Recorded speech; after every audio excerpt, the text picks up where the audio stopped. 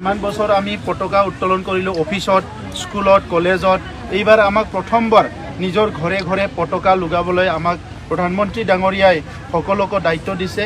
চ' আমি গৌৰৱান্বিত কৰিছোঁ আৰু সেইকাৰণে যাহাতে সকলো ভাৰতৰ নাগৰিকসকলে নিজৰ নিজৰ পৰিয়ালত প্ৰত্যেকটা পৰিয়ালে যাহাতে আমাৰ 15 তাৰিখত পতাকা উত্তোলন বা পতাকাটো নিজৰ নিজৰ ঘৰত লগাই লয়, ইয়াৰ কাৰণে আমি এৱাৰনেছটো কৰিব লাগিব।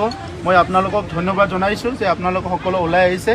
মই ঈশ্বৰৰ ওচৰত প্ৰাৰ্থনা কৰিছোঁ আপোনালোকৰ প্ৰগ্ৰাম যাহাতে সফল হয়, ভালকৈ চলাব, আপোনালোকে সুন্দৰকৈ লাহে লাহেকৈ চলাই যাব আৰু পাব্লিকক এটা মেছেজ দিব লাগে যে সকলো যাহাতে নিজে নিজে আনি পেলাই নিজৰ ঘৰে ঘৰে পতাকাটো লগাই লয়, এইটো সকলোকে অনুৰোধ কৰে।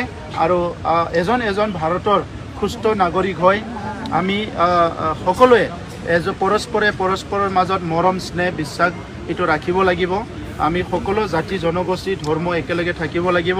এই কথাখিনি যাতে সকলো মনত ৰাখে আৰু আপোনালোকৰ এই প্ৰগ্ৰামটো আজি শুভাৰম্ভ কৰিবলৈ মোক এইখিনি সুযোগ দিয়াৰ কাৰণে মই আমাৰ ব্লকক মই ধন্যবাদ জনাইছোঁ আৰু প্ৰগ্ৰামটো আৰম্ভ কৰিবলৈ হাতত লৈছোঁ। ধন্যবাদ।